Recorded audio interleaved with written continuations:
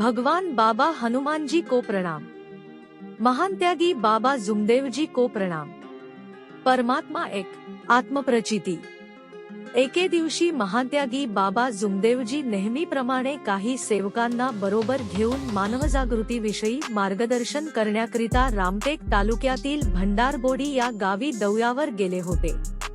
ते परमात्मा एक सेवक सहकारी दुग्ध उत्पादक संस्था भंडारबोडी येथे निवासाला थांबले होते।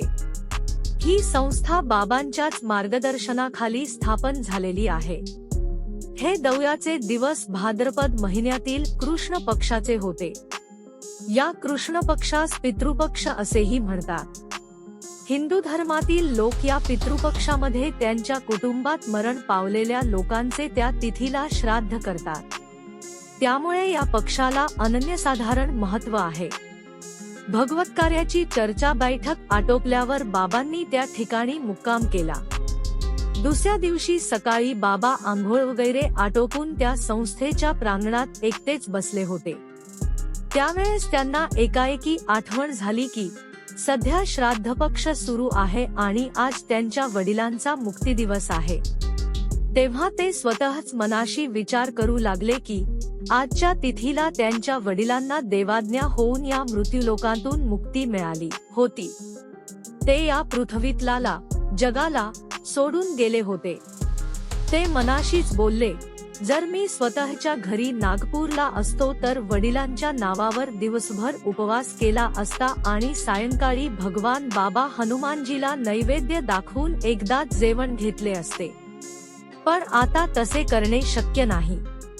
या विचारातच ते चिंतामग्न झाले आणि या विचारातच देहभान विसरले। ते निराकारात आले।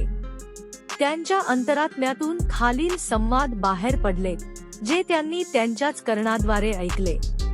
त्यांच्या अंतरात्म्यातून आवाज निघाला की सेवक, तू पागल हो गया, किस बात की तू चिंता कर रहा है।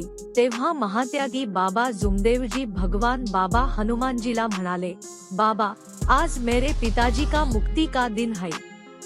अगर मैं अपने घर पर होता तो उनकी याद में एक ही समय भोजन करता, लेकिन मैं बाहर गांव में हूँ, मैं कुछ भी नहीं कर सकता। बाबांचे हे शब्द ऐकून भगवान बाबा हनुमानजी महात्यागी बाबा जुमदेवजीला म्हणाले, हे सेवक सुन, तेरे पिता का शरीर और मेरा आत्मा एक था।